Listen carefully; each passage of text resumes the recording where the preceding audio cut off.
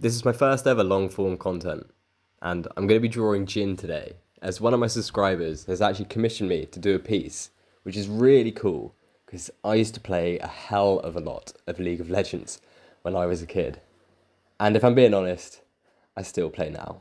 It's just one of those games that if you've played it, there's nothing quite like it, and I think it will forever be a good game. So my process for starting one of these paintings is to always do a pencil sketch, and then I do usually go over it with pen. Now, I should mention, if anyone's watching this to get art tips, I have not had any art training. I have been self-taught, I didn't do it in school. I did maths and physics to do practical subjects, but I've always been really drawn to it, so I just picked it up. And it's something that I've always been pretty good at. So yeah, do not try and copy my process. I don't know if it's legitimate. I then like to just paint over the white canvas with a red color. I find this helps break up the canvas and then reflect the light back through the canvas when you've got other paints on top. It just makes everything a little bit more vibrant and helps bring all the colors together. I'm sure there's technical terms for this, but I'm not completely sure what they are. So I like to go in with the darks first, as you can see. I'm just taking pure black there. I should put all the names of these paints in the video. Let me grab it. Noir, oh God's sake. Okay, it's black. It's basically a black. That name is horrendous. I do also have dyslexia, so you will notice quite a few spelling mistakes if you've been watching my short videos. And this is the first video you're seeing. And I assure you there will be many more to come. Now, as this is my first ever long form content, please let me know any suggestions in the comments of how I could improve these videos. If you want me to put the names of the paints I'm using up on screen, I always found it a little bit annoying that maybe sometimes artists wouldn't show you what color paint they're using.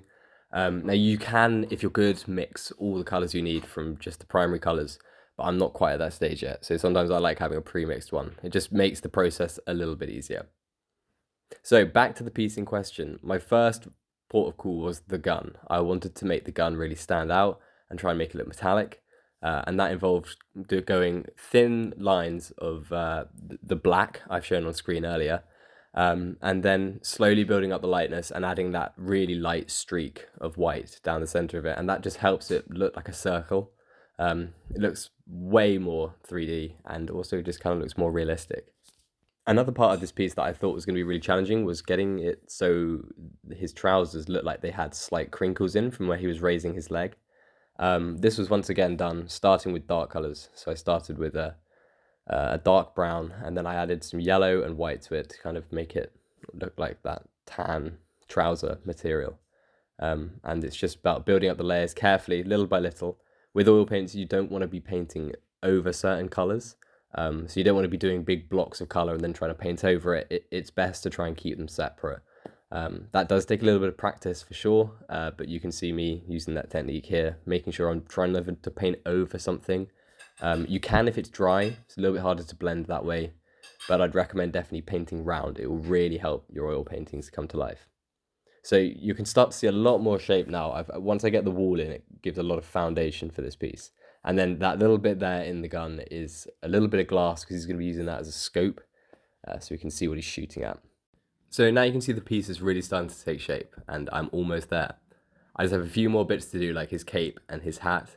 And then I also, for this one, I just got a tiny, tiny bit of black on the end of my brush. And as Jhin is a comic book character and a bit cartoony, I went around and did all the edges in black. I think this will be shown in a moment. I just went over any detailed edge with a really thin line of black.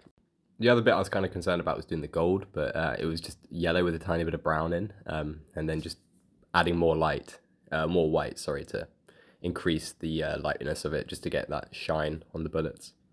So this piece is almost finished now, and I think in total it's taken me about 10 hours in total if I include all the drawing time. I don't use, some people use a projector to shine onto their canvas. I tend not to use that. I like to try and get the forms right by hand. I think it's just good practice. But yeah, it's looking really good. And please, I've only made this video 5 minutes long. There will be a part 2 where I finish the background. I have not done the background yet.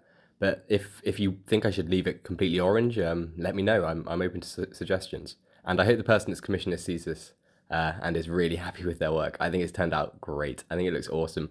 I didn't know whether to do an explosion coming out the end of the gun, But we'll see what I end up doing. So please subscribe and look out for part 2. Thanks, guys. Really appreciate it if you made it this far.